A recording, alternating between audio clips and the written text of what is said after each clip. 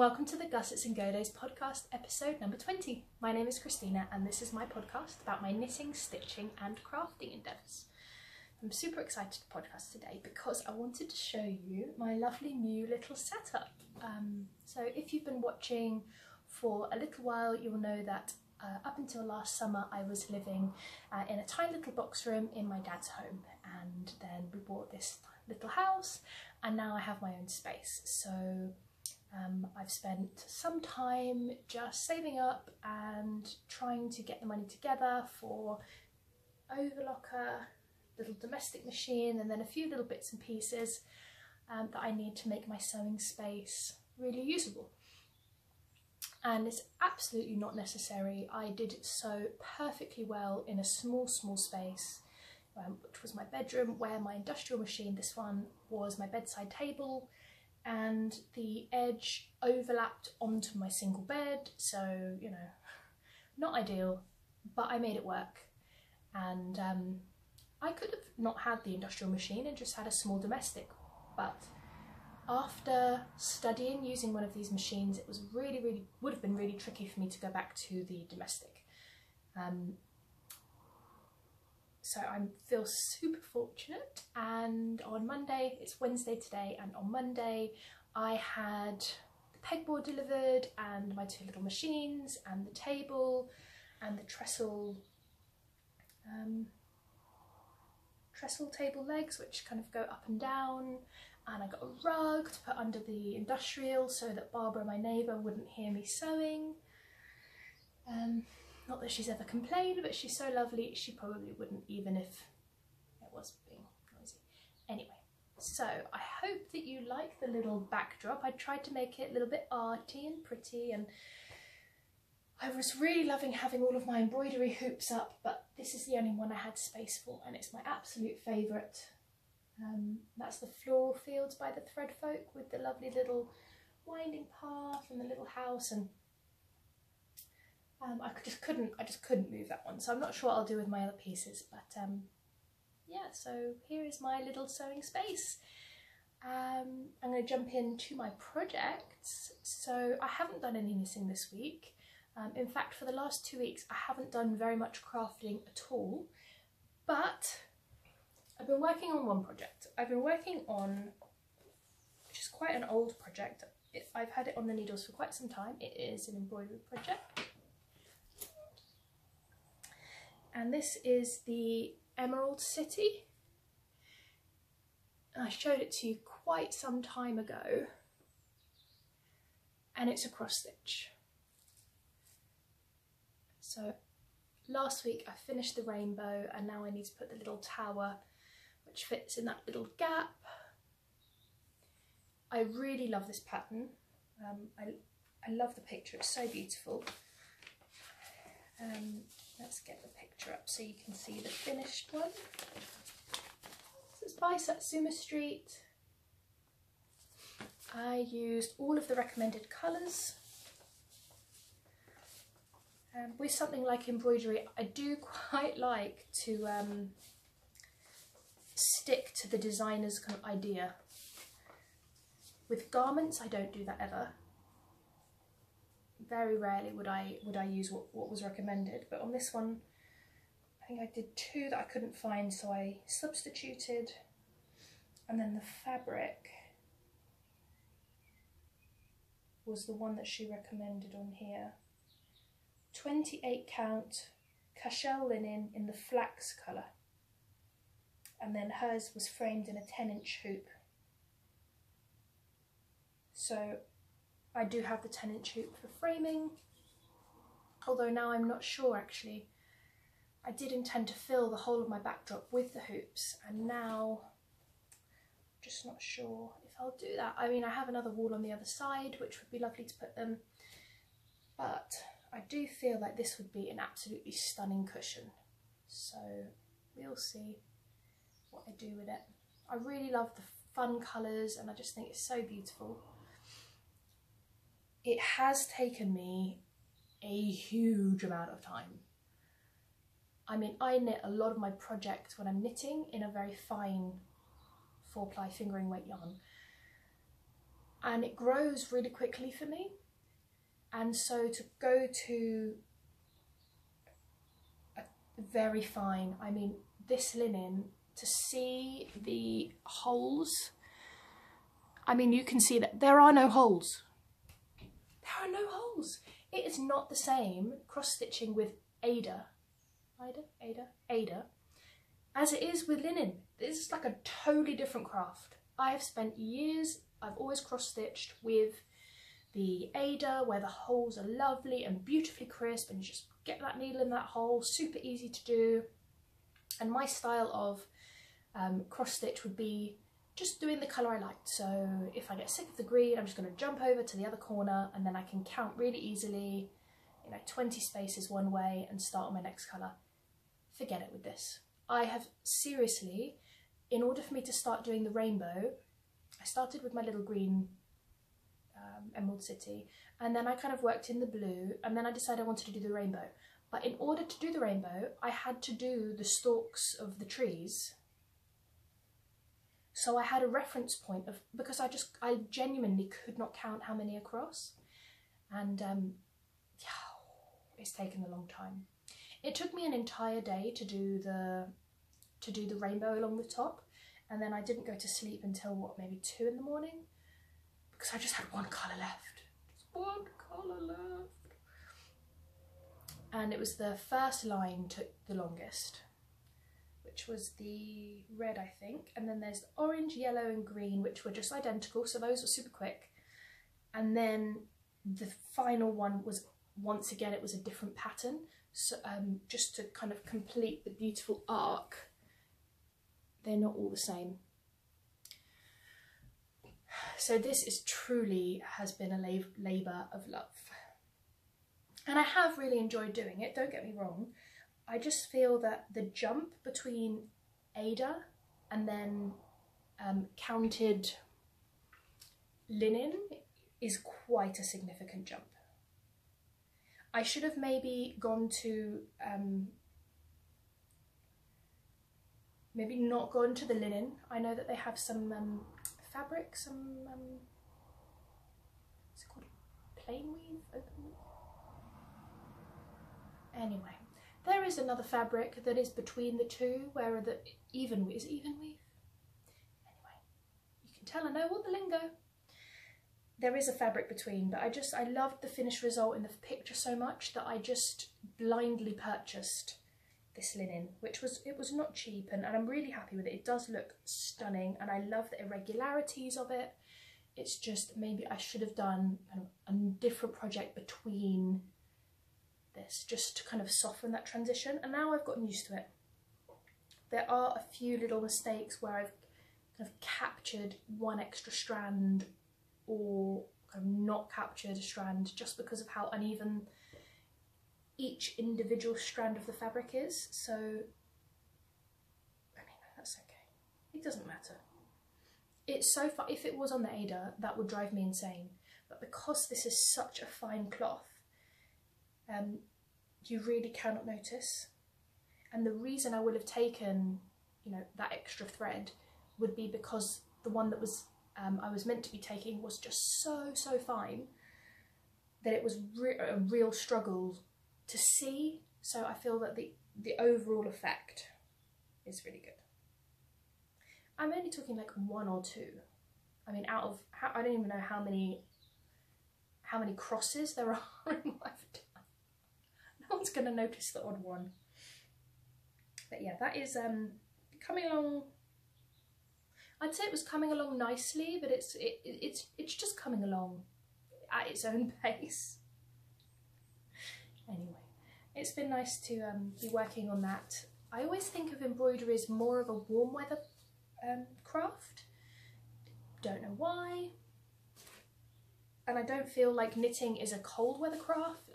As it gets warmer, I just love those little cutesy little projects. Anyway, I love turning down the rim of a little project bag. It's just a cute one I made some time ago. Just like a little.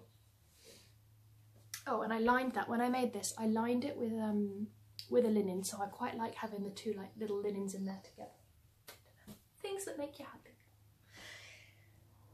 Also, my second project that I've started working on, which you can see a little sneak peek right up here, is a quilt. I have made one quilt before in my lifetime, and I made it with using a magazine. I'm going to show you. It is a little bit grubby, so don't judge me, but here is the label. So this one I used Ada, so this took forever, Christina Snellgrove, and then I wrote the date at the time, which was 2014, and then I crossed it out and put 15, and then I crossed it out and put 16, because it did take me, indeed it took me 3 years to make this project. And I do love a label on a quilt. Loads of the labels that I could find on Pinterest and online were kind of God bless this home, and really like sentimental, cutesy little sayings and things, which I loved, but which they were just not me. And so I just thought this was really funny. So someone actually recently contacted me and asked if they could borrow the picture, because they were doing a seminar about quilts, and they really loved my label, so it must be super cute if someone wanted to talk about it. Anyway, that one was on Ada, and then I top stitched it onto the corner and then did the binding over. Anyway, let's move on to the quilt. This was from a magazine, which was the Art of Quilting magazine, and every week, I believe it was every week, I couldn't remember whether it was bi-weekly or weekly. I'm going to say weekly. If I remember correctly, I used to go to the corner shop, which was like half a mile's walk, and I would go and I would buy 4 at a time, and I would subscribe through the shop that I used to buy it from, so you didn't have to have it sent to you, but which the postage would have been free. So I don't know, I think I just wanted to support my local area, and you know, the little, it was such a cute little crafting shop, and that's where I first used to buy sewing things. And so at the back behind all the chocolate they had some yarn and some buttons and crafty magazines and things. So I just loved that. From being a child, I used to go there and get like little buttons and things.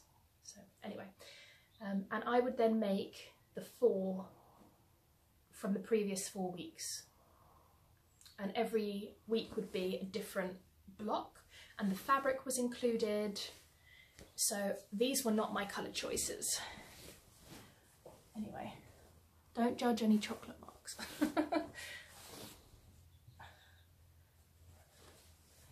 Anyway, it's absolutely humongous. Oh, there we go.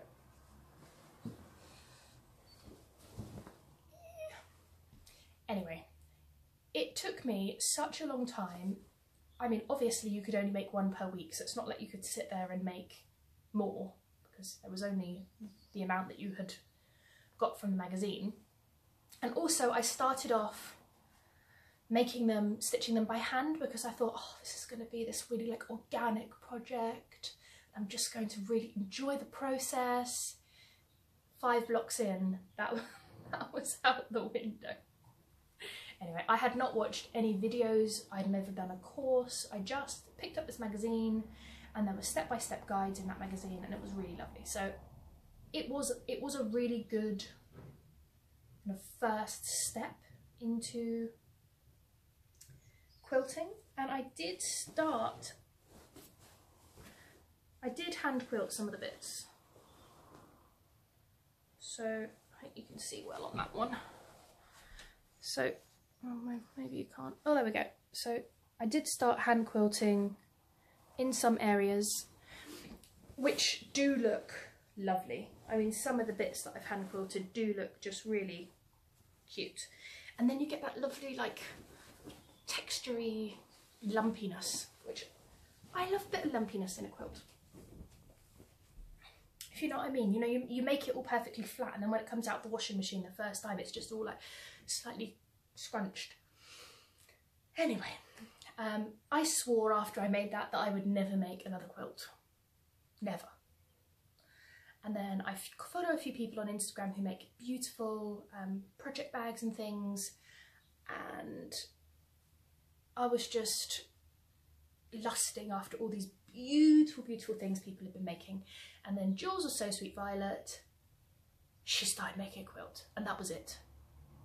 Can't tell you how many times I logged in to websites to have a look at the quilted cottons they had, and I'd fill my basket with all different types of fabrics. I didn't know what I was matching. So I went to Abakhan Fabric in Shrewsbury, and I just picked up a whole bunch of just super cute little quilting cottons. Obviously the white for the sashing. Anyway, there was no rhyme or reason, really. I kind of just, I wanted it for my bedroom. It's peachy, pinky, so obviously this kind of pinky peach, I was going for that kind of base. And then these bedside tables and chest of drawers are a bluey grey colour, and this just kind of emerged as my colour scheme, and I'm really, really happy with it. It was not cheap, I must say. I don't know how people make so many quilts, because it's quite an investment. But I did buy all 100% cotton, really beautiful fabrics. For me, that was just worth it. I could have gone for much cheaper, I think. I think they do have a couple of a range of fabrics which are £1 or £2 a metre, really cheap, and these were not. These were probably £8 a metre, and I just bought half a metre of each, and I did a good few. And I don't know, you know, if I'm going to even use all of them. If I don't, they'll just go away, and then I'll pull them out for another project at another time. Yeah, so I bought these with kind of no block in mind, and then I started looking up quilters on YouTube, because obviously if you look for anything on YouTube, you're going to find it. And I came across Amanda Rolfe, and she is an Australian lady, and she has a beautiful YouTube channel where she talks about her quilting projects, and she does some quilt-alongs. So I will write the details below in the down bar of her channel and of the quilt along that I'm following. She did one which was a sampler quilt of half square triangles. So a half square triangle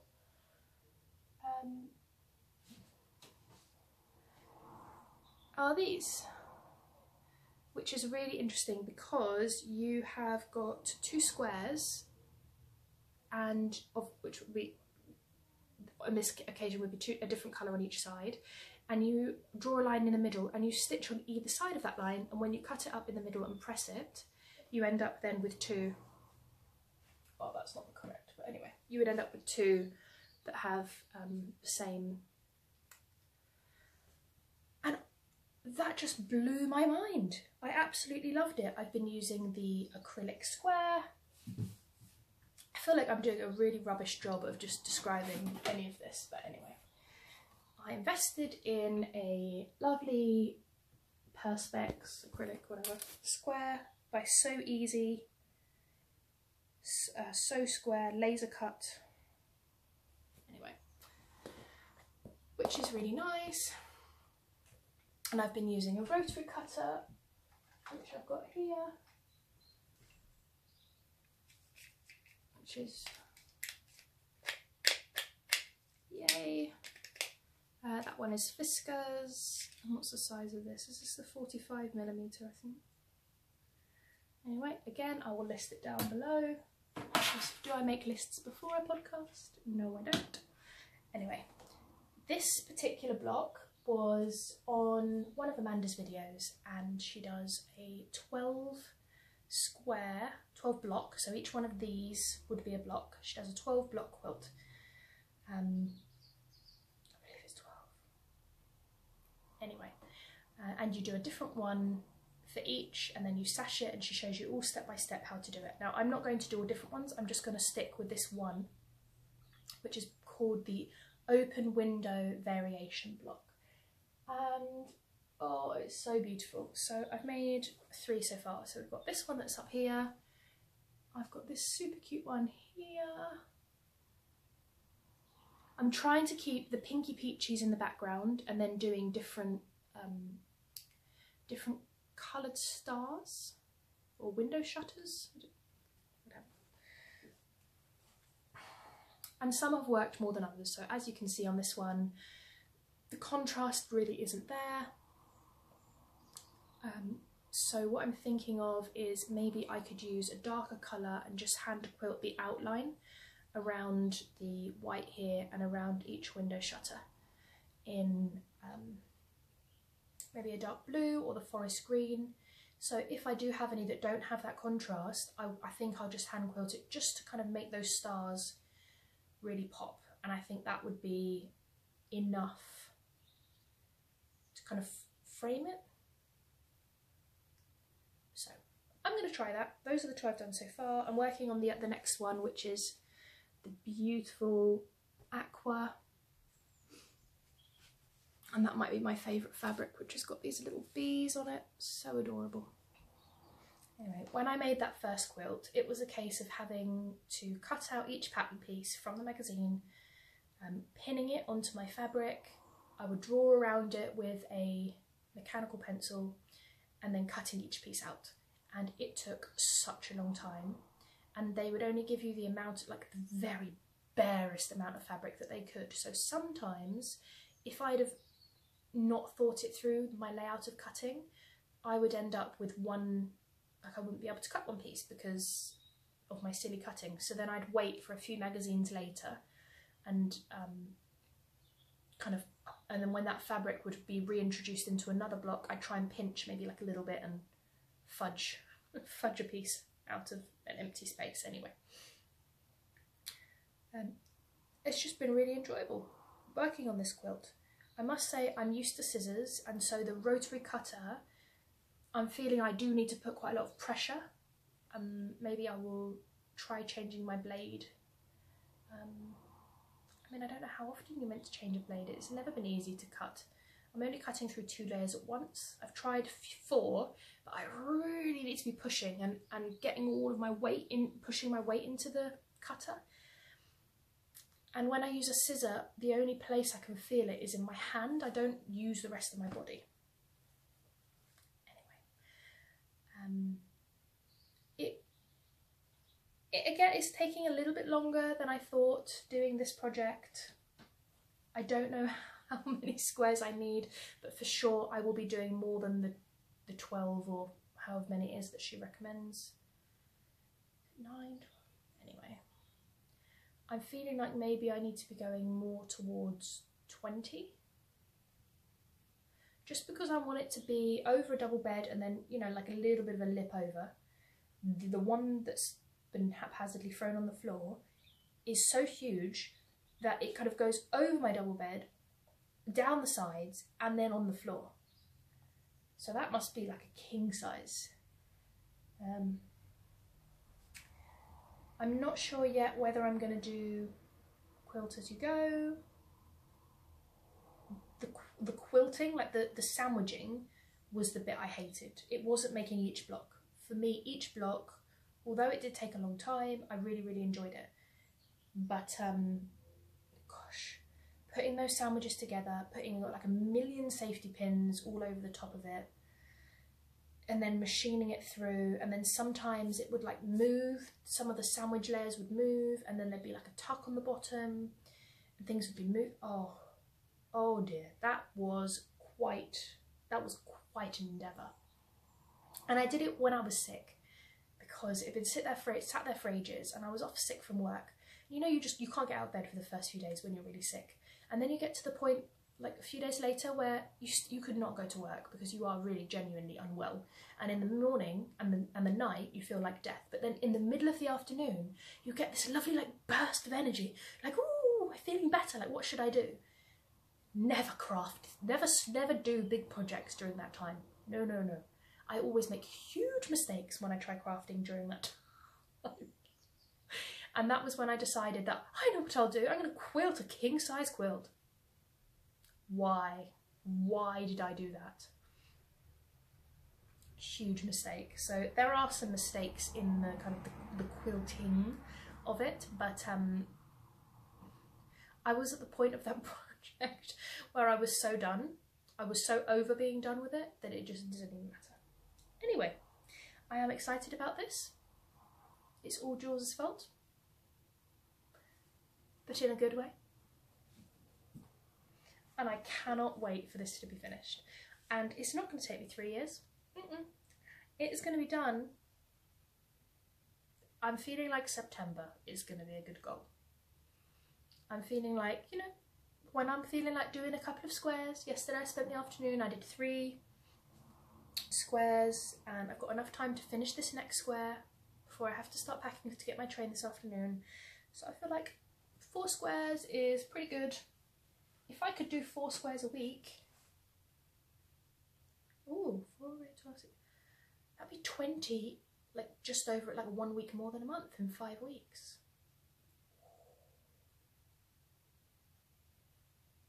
Ooh. Okay, I'm going to calculate how many squares I need first, and then how many I realistically want to sew together. And also cutting the squares takes quite a long time, but I have started pre-cutting them into 4-inch squares, which was so satisfying. And using the rotary cutter, genius. You don't have to cut 1 square at a time. You cut your strips, and then with your ruler you just and firstly, 1 cut is at least cutting through 2 layers of fabric anyway, so that's already 2 squares. And if you've got 2 lined up, go through, that's 4 squares. In 1 swoop of this rotary cutter, you've just cut 4 squares. Honestly, the swishing noise is, yes, in fact, necessary. Anyway, I know, not very much to show for however many weeks I've been gone. And this new chair is a swivel chair, and now I feel like, woohoo, all I'm doing is swiveling. That is very silly. Be more sensible. That is all I have to say. Thank you so much for being here and for spending the time with me. I'm sorry there was no knitting, but you know, we've got to get the other crafts in, because you know, this is a multi-crafting podcast and it has been very, very knitty heavy for a long time. And if you should want to take a look at those videos for this block and for that quilt along, which happened quite some time ago, but all the videos are there. I'm going to leave it all below, so make sure you do check it out. I'm really encouraging the quilting craft right now. When you start wittering, just go. I am Christina. You can find me on Instagram as Gussets and Go Days, and on Ravelry too with the same name, and I will see you soon. So thank you for joining me. Bye.